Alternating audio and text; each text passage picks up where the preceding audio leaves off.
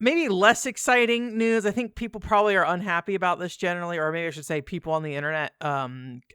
Xbox announced like Copilot coming to Xbox. And if you don't know, Copilot is basically Microsoft's AI tool thing.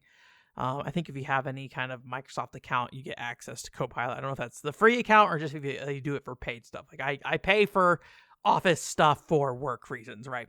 And so if I go to Copilot, I can go use it for whatever. I don't know if it's true across the board or not. So anyways, so they put out like a podcast recently where they're talking about the idea of using Copilot for gaming. And essentially it's like a 30-minute show to really boil it down to, I think, two things. Really it is about walking the user through tutorials. So I think they're trying to replace in-game tutorials with more user-based knowledge, right? So like a lot of games when you go and play them, I was actually talking for a future podcast, talking to somebody about Final Fantasy 14, and the idea that like Final Fantasy 14, you have to go look at like a YouTube video to figure out some of the stuff in that game. I think what they're trying to do is just trying to directly integrate some of this more community-based knowledge into the game. So when you ask questions like, how does this work in the case of what's on screen right now is Minecraft. How does this work in Minecraft? And, I think the use cases they use are always going to be fairly simple, straightforward use cases. But if you can get more of that more obscure knowledge that the game doesn't really surface to the player, I think that makes a lot of sense for a tool like this if you want to try to keep the user in the experience in the game rather than having to pull up their phone, go look at something.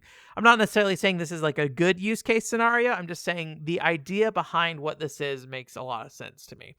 The other thing they kind of talked about was this idea of talking about how to improve player performance. I think in the podcast they use Overwatch as an example, where the player's playing Overwatch, and then the Copilot looks at the current character setup you have and provides suggestions based off the team setup, which I think, I could be wrong, I think Overwatch might already do that, or other games might already do that, where it will highlight characters, be like, hey, this character is probably a little bit better for this kind of team dynamic kind of thing, right? But I assume the point is that it's using a system that's more community-based, and so the community is providing more of that information rather than, the developers themselves kind of highlighting those things.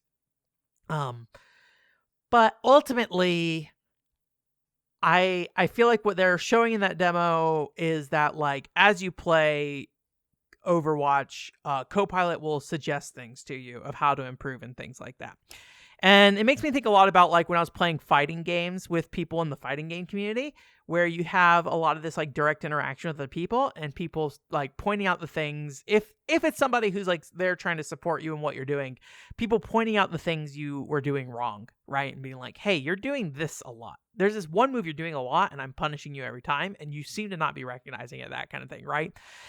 And so I think they're trying to like provide that kind of level of assessment as well to the player. How actually useful that is, I think, is kind of up in the air. Obviously, it depends on like what is the data it's pulling, how effective is it at delivering that data, and ultimately, what quality is the information that it delivers to the player.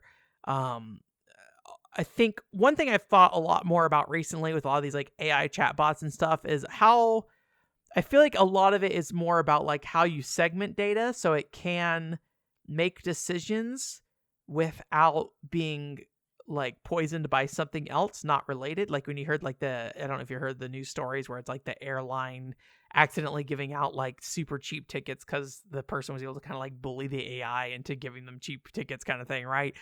Through whatever knowledge it was using. I think like trying to restrict AI down to the sense that it like lets you answer those questions without it going beyond what it should be capable of doing kind of thing.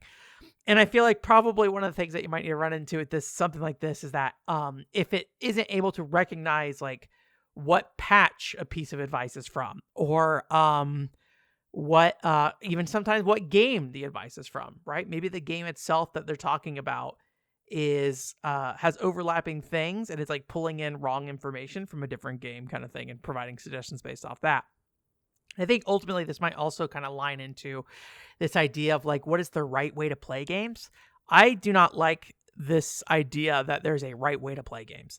You might want to summarize that in other games as like the meta or something like that, right? Where somebody basically does so much research to say this is the best way to play something, and people just kind of accept that for what it is, especially if it's like a voice of authority saying that, right?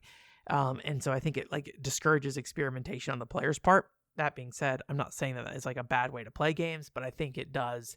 I think it's easier to fall into the meta than it is to question yourself and pave your own path, kind of thing. And I think there's always temptations to do what is right rather than what is fun at times. So I worry a little bit with something like this that it might end up establishing like the right way to play a game based off the amalgamation of community knowledge kind of thing. I don't know how real of a concern that really is. I think most people are probably just looking at this and saying, why would people want this? I think the selling point to me is pretty clear, of basically pulling resources, community resources from the web directly into the game and presenting it in a very readable fashion, in a very context sensitive fashion based off what the player needs, right? That's what this reads to me as. Again, the execution is a whole other thing with the game. So yeah, I think my big concern is like, what does this do to the player behavior? And what does this mean for how somebody enjoys a game going into the future?